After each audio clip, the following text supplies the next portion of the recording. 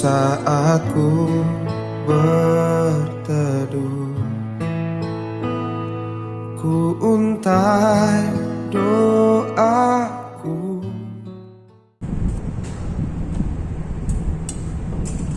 Mari kita berdoa. Bapa di sorga, dalam nama Tuhan Yesus kami bersyukur atas kasih karunia-Mu, karena di masa-masa kami menyongsong Natal, kami boleh belajar kembali firman-Mu. Roh Kudus boleh menerangi hati pikiran, supaya kiranya Natal yang kami akan rayakan, yang kami akan renungkan, betul-betul memberikan satu makna berkat yang besar bagi kami semua. Berkati kami semua yang mendengar dan juga hamba-Mu yang memberitakan. Dalam nama Tuhan Yesus kami berdoa. Amin.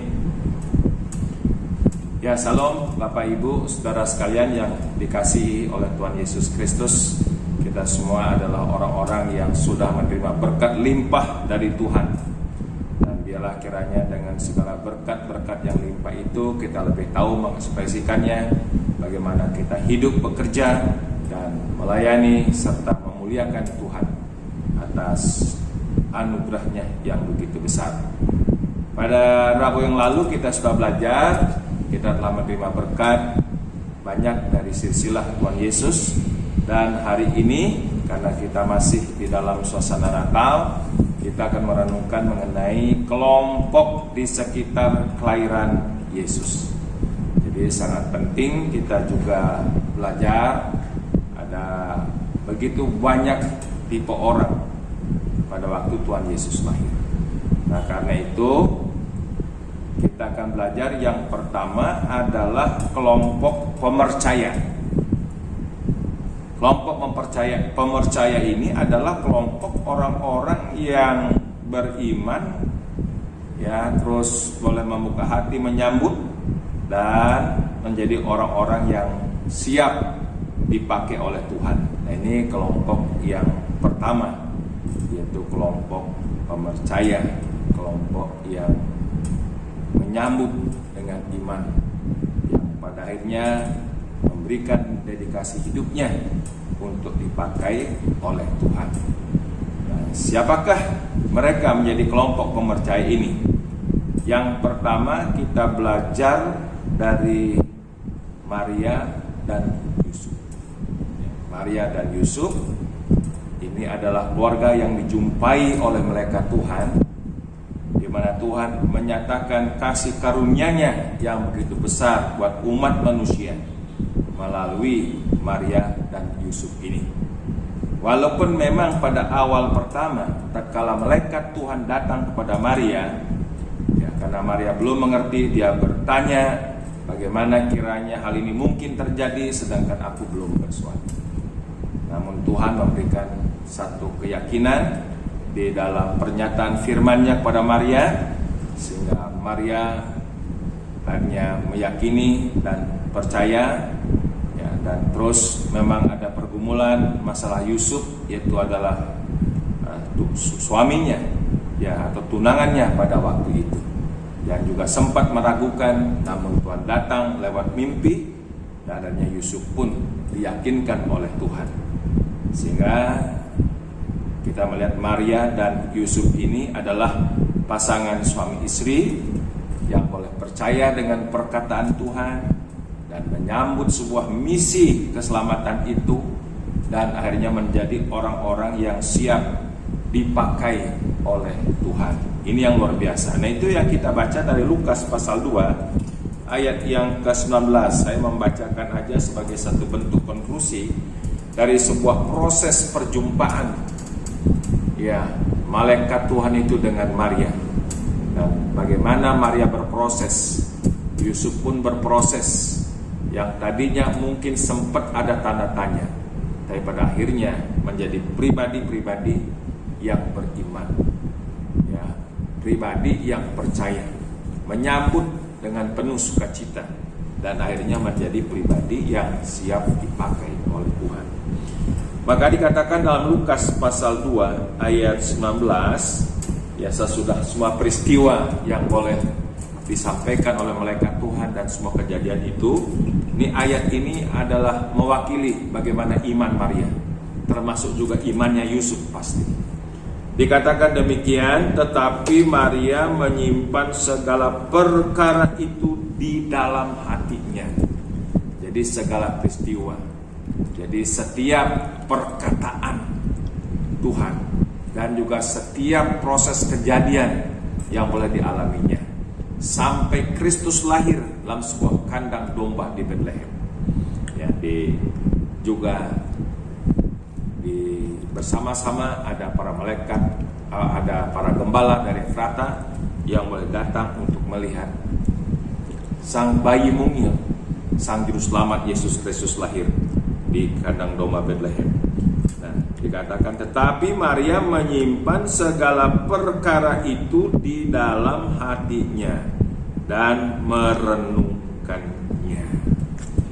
Jadi saudara, ini penting banget kita mengambil satu sikap seperti Maria, yang juga pasti dengan setia didampingi oleh suaminya yang bernama Yusuf, yaitu menyimpan segala perkara yang dari Tuhan, menyimpan perkataan-perkataan Tuhan, menyimpan semua peristiwa kejadian rohani itu yang dialami sebagai sesuatu yang sangat luar biasa, dan merenungkannya. Jadi menghayati.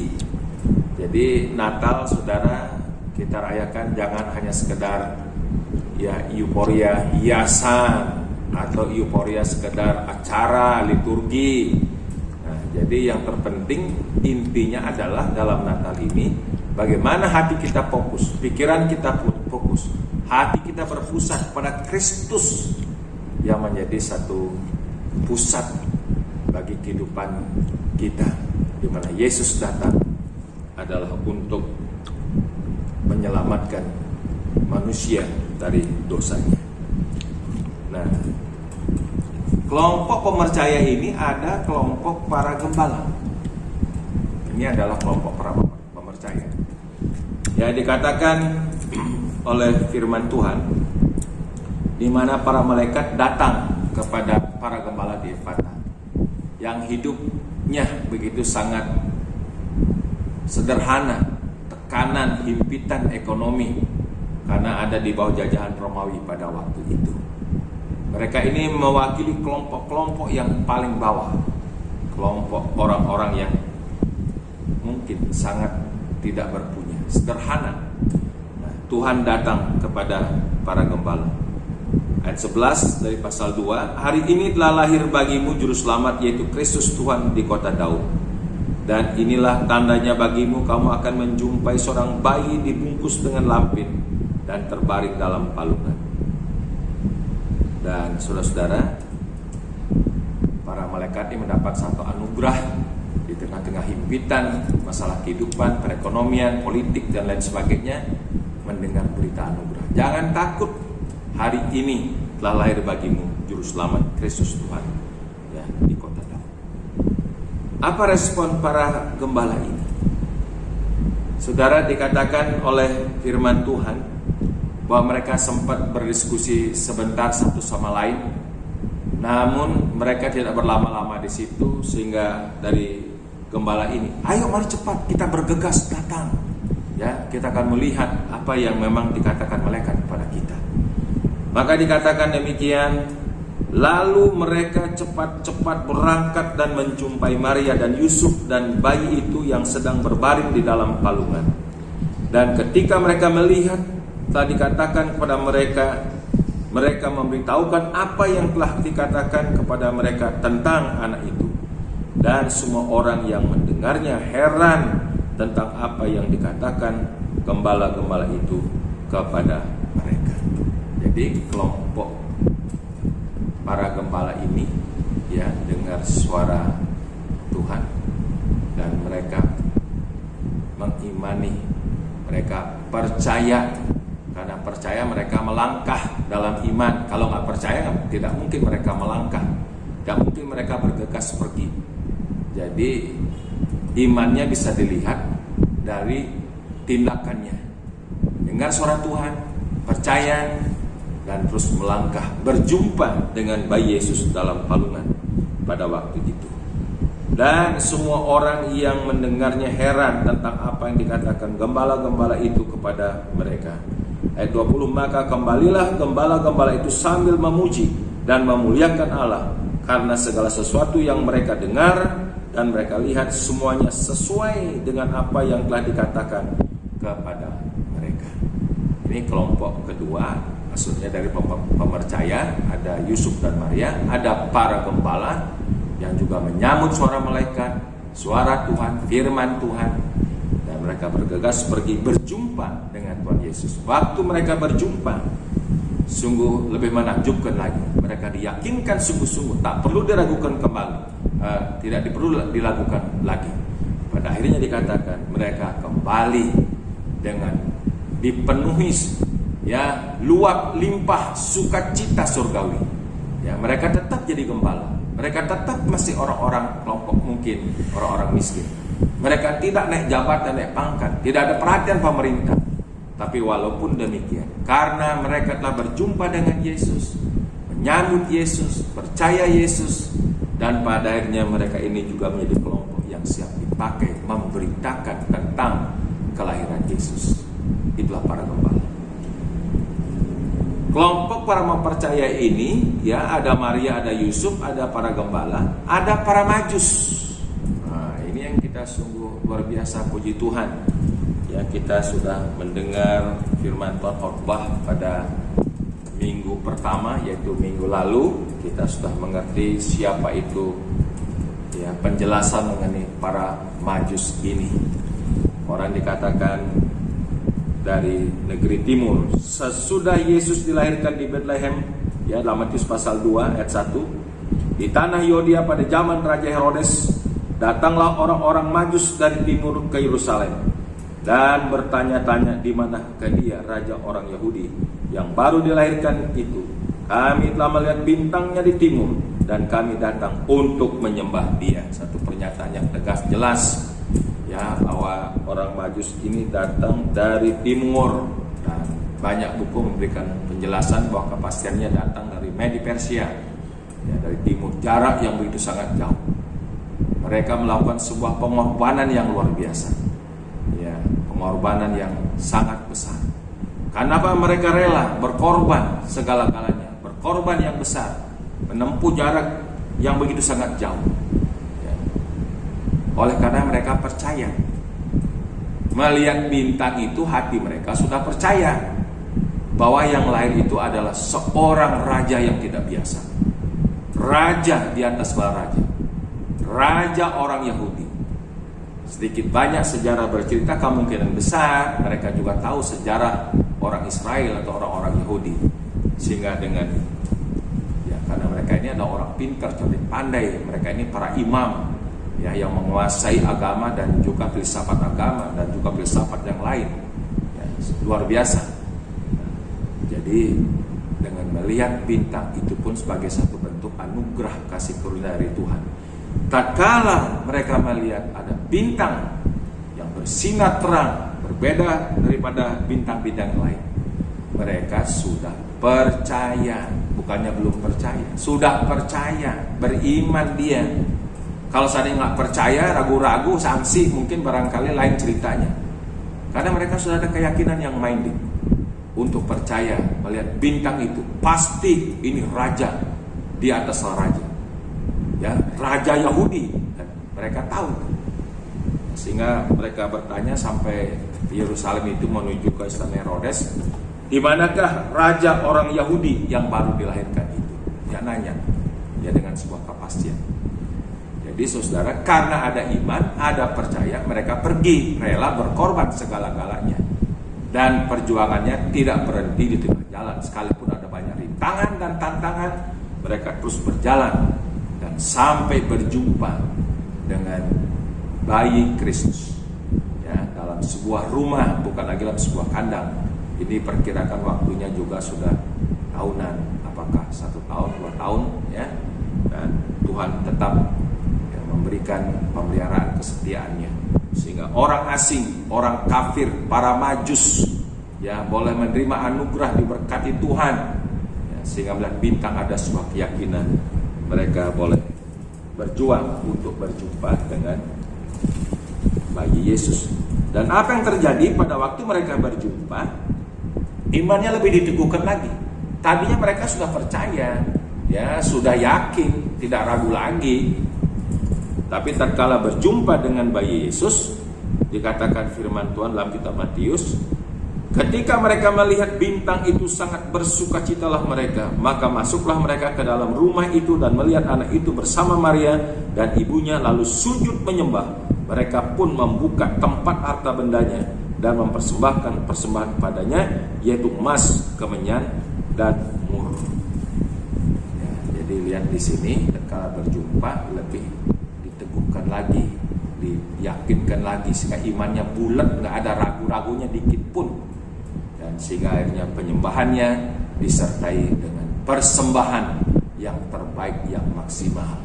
Bukan persembahan yang sekonyong-konyong yang saya bilang, tapi persembahan yang memang sudah dipersiapkan berdasarkan pengetahuan dan iman percayanya. Persembahan yang terbaik bagi Kristus yang lahir waktu itu. Dan mereka juga mempersembahkan apa? Ketaatannya yang mutlak. Mereka gak usah takut dan gentar dengan suara Herodes yang mungkin supaya mereka datang kembali, yang memang Tuhan tahu tujuannya adalah untuk membunuh bayi itu. Sehingga Tuhan menyuruh mereka mengambil jalan lain, sehingga para Majus ini melengkapi iman percayanya dengan ketaatan penuh, yaitu lebih taat kepada suara Tuhan daripada suara seorang raja yang bernama Herodes pada waktu itu.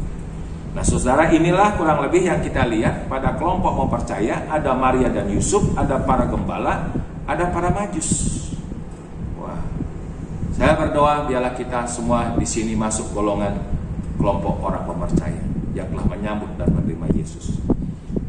Yang kedua, ada kelompok antikristus. Ada kelompok pembenci Tuhan Yesus pada waktu lahir. Kelompok siapakah ini? Itulah Raja Herodes. Walaupun secara manusia sepertinya dia senang Yesus lahir, ya, sepertinya dia ikut bersama-sama dalam sebuah pencarian tentang raja yang baru lahir itu, tapi sebenarnya dari hati terdalam Herodes sangat membenci Yesus Kristus.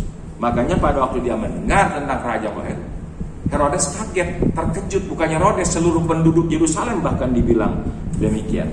Ya, firman Tuhan mengatakan demikian. Ya, ketika Raja Herodes mendengar hal itu, terkejutlah ia beserta seluruh Yerusalem. Seluruh Yerusalem terkejut. Jadi ada masyarakat luas di kota yang besar itu yang bernama Yerusalem. Jadi pada waktu didengar raja yang lahir itu, terberitakanlah di seluruh Yerusalem. Gemparlah semua masyarakat pada waktu itu, kaget dan terkejut. Nah, kelompok ini saudara adalah kelompok Herodes, dan mungkin termasuk juga ada masyarakat Yerusalem pada waktu itu yang tidak siap untuk mendengar tentang raja yang baru lahir itu. Nah, saudara, ini namanya roh antipati, roh kebencian. Apakah hanya terjadi waktu itu? Tidak. Hanya waktu itu terjadi anti-Kristus, pembenci Kristus. Tidak. Sampai hari ini, dalam sepanjang zaman, ada banyak kelompok-kelompok orang yang membenci Yesus Kristus, anti-Kristus, anti-kekristenan. Karena anti-kekristenan, ya kan up to date juga di telinga kita. Di Indonesia ini, bukan di sana, di luar negeri jauh. Ya. Anti-Natal. Nyebutkan Natal pun jangan, ngucapin selamat juga jangan. Ini kan up to date. Bukan hanya Herodes saja. Jadi di dunia ini ada dua benih, benih Kristus dan benih antikristus. Benih gandum dan benih alam-alam. Terang dan gelap. Saudara, waktu Yesus lahir sudah ada kelompok-kelompok orang yang juga antikristus. Dalam pelayanan Yesus selanjutnya, ya termasuk juga di dalamnya adalah ahli-ahli Taurat, imam-imam, ya para tua-tua Yahudi, dan juga banyak orang bahkan pada klimaknya waktu Yesus ya akan disalibkan itu, semua orang berteriak, salibkan dia, bebaskan Barabas. Terus berkembang semakin besar benih ini, benih kebencian atau antikristus di telinga kita. Ya, bukan merupakan sejarah hanya masa lalu, tetapi merupakan peristiwa juga hari ini di seluruh dunia. Ada kelompok besar ya yang tidak suka Yesus. Bukannya tidak suka, tapi anti Yesus, pembenci Yesus. Makanya mereka banyak melakukan penyiksaan terhadap pengikut-pengikut Yesus, menganiaya pengikut Yesus, membakar gereja, membunuh pendeta. Ini yang sekarang ini terjadi ya. Jadi bukan hanya waktu itu. Saya berdoa supaya kita yang boleh menerima anugerah, kita berada bukan pada kelompok ini, tapi kita kelompok yang cinta Yesus, yang mengagumi Yesus, yang beriman pada Kristus, bukan kelompok Herodes ya, yang anti Yesus, yang benci Yesus. Seterusnya saudara, ini ada dua kelompok yang sangat radikal, yang cinta Yesus, anti Yesus. Tapi ada kelompok yang ketiga, yaitu kelompok masa bodoh. Walaupun mereka tahu, wah ini ngeri nih juga. Masa bodoh, siapa itu? Yaitulah para imam, ahli-ahli Taurat. Waktu Yesus lahir, sang raja ini, Herodes kaget, dikumpulkannya ahli Taurat dan para imam untuk menyelidiki hal ini. Benar nggak? Atau di mana itu?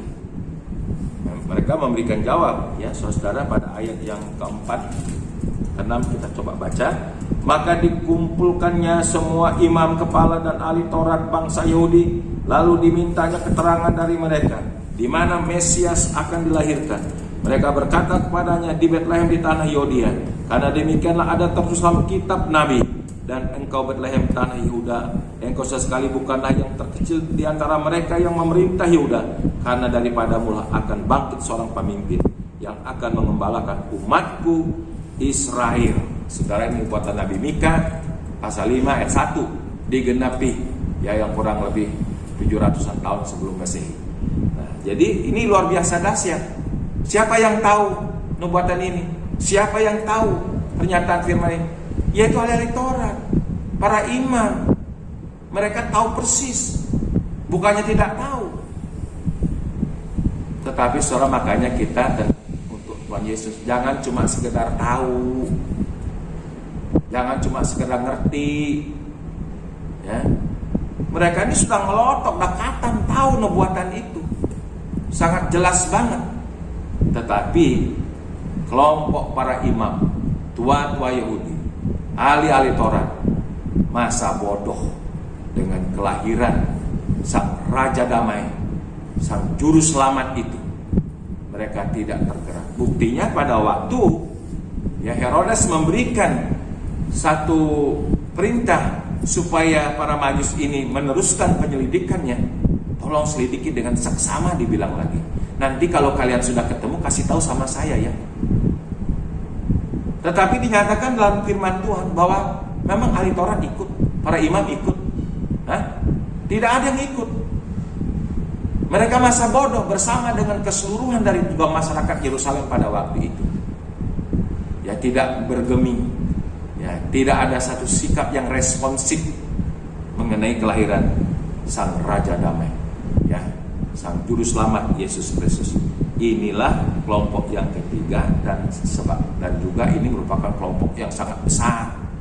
Bahkan sampai hari ini kita temukan juga kelompok-kelompok masa bodoh dalam gereja. Ya, Natal sudah digaungkan, lonceng Natal sudah berbunyi, ada banyak hal yang dikerjakan menyongsong Natal. Tapi hati kita dingin, hati kita pasif, hati kita beku. Masa bodoh lah itu urusan pendeta, urusan majelis, urusan pengurus lah, urusan orang-orang tertentu aja dah. Ya. Natal ada bagus, gak ada juga gak apa-apa. Emang apa untungnya buat gue?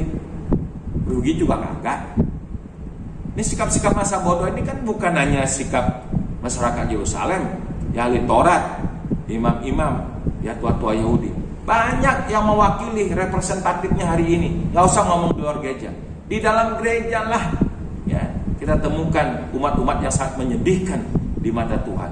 Karena bukan umat yang responsif, umat yang sensitif, umat yang kreatif. Ya bagaimana bisa bernatal dengan betul-betul menyenangkan hati Tuhan, bernatal berkenan di hadapan Tuhan, Natal yang diberkati. Ya, tapi puji syukur, ya, ada banyak memang orang-orang masa bodoh, tapi banyak juga orang-orang yang aktif, orang-orang yang berinisiatif, orang-orang yang sangat responsif. Ya, biarlah kiranya kelompok-kelompok di sekitar kelahiran Yesus ini menjadi pelajaran renungan buat kita. Pastikan bahwa kita adalah kelompok pemercaya yang boleh beriman, menyambut, dan siap dipakai jadi kelompok yang responsif, kelompok yang sensitif untuk bernatal di tahun ini. Jauhkan supaya kita jangan termasuk golongan kelompok orang yang membenci Yesus atau kelompok yang masa bodoh dengan Yesus. Bila kiranya ya hal ini boleh menjadi penghayatan kita, renungan kita dalam kita bernatal. Tuhan Yesus memberkati. Mari kita berdoa. Bapa di surga, terima kasih kami telah belajar firman Tuhan. Ada kelompok-kelompok di sekitar kelahiran-Mu Tuhan Yesus. Ada kelompok yang menyambut, yang percaya, yang responsif. Ada kelompok yang anti, membenci, dan ada kelompok yang masa bodoh. Dan biarlah kami semua di sini masuk golongan kelompok orang-orang yang percaya kepada Kristus. Dan pujilah Allah kami kekal, dalam nama Yesus kami berdoa. Amin.